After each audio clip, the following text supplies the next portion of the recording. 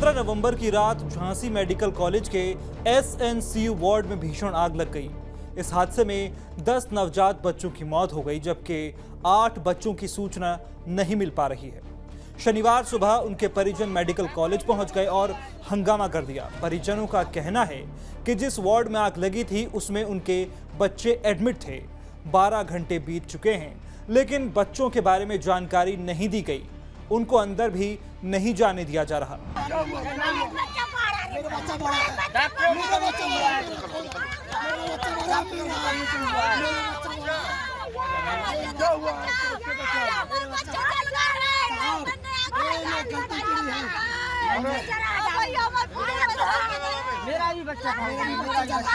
Jhansi DM Avinash Kumar ने बताया कि एसएनसीयू वार्ड में 2 यूनिट हैं, एक अंदर और दूसरी बाहर की तरफ। आग अंदर की ओर से लगी थी।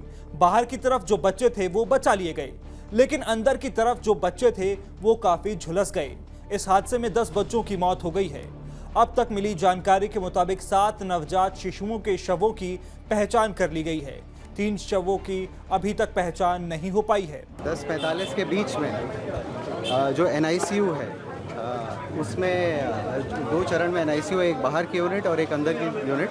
जो कम क्रिटिकल होते हैं वो बाहर की तरफ रहते हैं, जो ज़्यादा क्रिटिकल होते हैं वो अंदर की तरफ रहते हैं। तो जो अंदर की यूनिट है उसमें संभवतः शॉर्ट सर्किट से आग लगी और उसके बाद जो बाहर की तरफ बच्चे थे वो लगभग सभी बचा लिए गए हैं और अंदर के जो बच्चे थे उसमें से भी काफ़ी बच गए हैं। प्रथम दृष्टया अभी 10 बच्चों के मतलब एक्सपायर होने की सूचना प्राप्त हो रही है। हादसा करीब रात 10:30 बजे हुआ। ऑक्सीजन कंसंट्रेटर में स्पार्किंग की वजह से आग लगी, फिर तेज धमाका हुआ। धीरे धीरे आग पूरे वार्ड में फैल गई। वार्ड बॉय ने आग को बुझाने के लिए फायर एक्सटिंग्विशर चलाया, लेकिन वो काम नहीं किया। बताया जा रहा है वो 4 साल पहले ही एक्सपायर हो चुका था। हादसे से जुड़े तमाम वीडियो भी सामने आए हैं, जिनमें देखा जा सकता है कि चारों तरफ अफरा तफरी मची हुई है। धुआं उठता देख वार्ड के बाहर बैठे परिजन अंदर की ओर भागे। जिसे जो बच्चा मिला उसे उठाकर बाहर निकले। वार्ड की खिड़की तोड़कर 39 बच्चों को सुरक्षित बाहर निकाला गया। इन बच्चों को मेडिकल कॉलेज के दूसरे वार्ड्स में शिफ्ट किया गया। झांसी पुलिस का कहना है कि हादसे के बाद 16 बच्चों को मेडिकल कॉलेज में भर्ती करवाया गया, जबकि 7 बच्चे निजी अस्पताल में भर्ती हैं।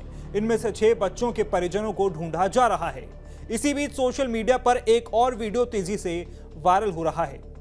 इसमें देखा जा सकता है कि कुछ लोग अस्पताल की सड़क पर चूना डाल रहे हैं। बताया जा रहा है कि डिप्टी सीएम ब्रजेश पाठक के पहुंचने से पहले सड़क की सफाई की गई, साथ ही चूना भी डाला गया। वीडियो शेयर करते हुए लोगों ने जिला प्रशासन को खूब खरी खोटी सुनाई है।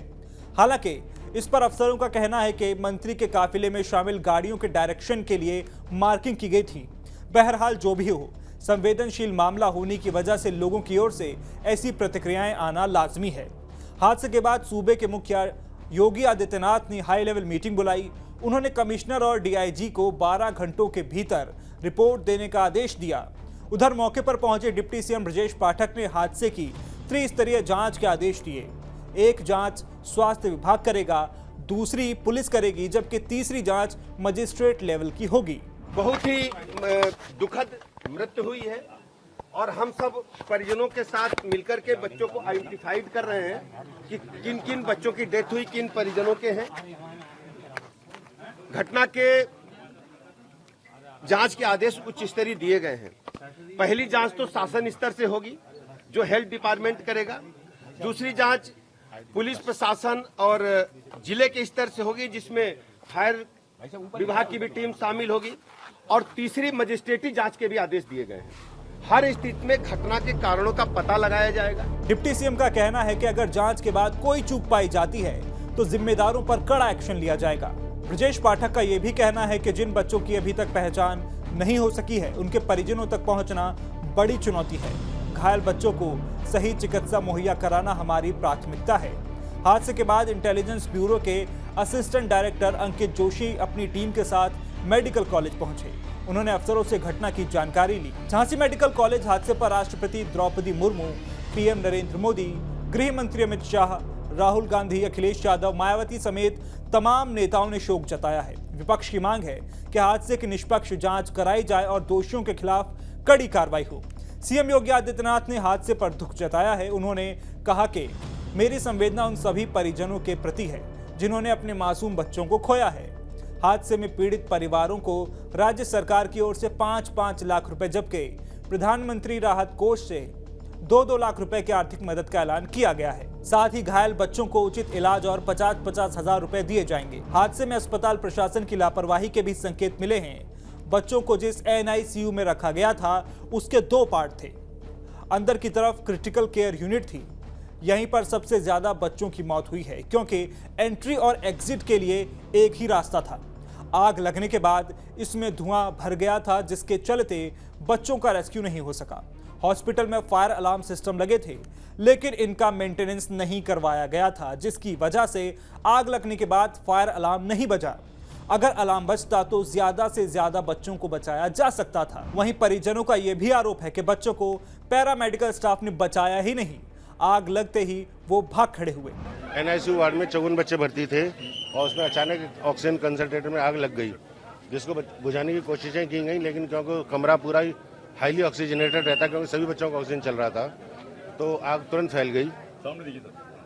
आग तुरंत फैल गई और उस पर जितना कोशिश की गई, जितना हम लोग कर पाए हमने कोशिश की और उसमें से लगभग ज़्यादातर बच्चों को बाहर निकाल लिया गया, सकुशल निकाला गया है और 10 बच्चे उसमें अभी तक कोलैप्स हो चुके हैं। कितने बजे की घटना है, कैसे लगी? ये 5:30 के आसपास। सर कितने बच्चे भर्ती थे? 54। अभी सर अभी क्या हाल है सर? अभी क्या हाल है? मैंने बताया ना, अभी उसमें से 10 बच्चे जो हैं वो कोलैप्स कर चुके हैं और बाकी बच्चों का इलाज चल रहा है। बहरहाल सरकार से लेकर प्रशासन तक सारे महकमे जांच के बाद कार्रवाई की बात कह रहे हैं, लेकिन सवाल वही है, ऐसी घटनाएं होती क्यों हैं? क्यों ऐसी घटनाओं का इंतजार किया जाता है? उससे पहले सेफ्टी प्रिकॉशन क्यों नहीं लिया जाता ताकि ऐसी घटनाएं ना हो? मेडिकल कॉलेज जैसे बड़े अस्पताल में जहां हजारों लोग रोजाना इलाज के लिए आते हैं, वहां ऐसी बद इंतजामी शासन और प्रशासन पर बड़े सवाल खड़ी करती है। इस वीडियो में इतना ही। आगे इस घटना में जो भी अपडेट होगा उसे आप तक जरूर पहुंचाएंगे। बने रहिए TV9 डिजिटल के साथ।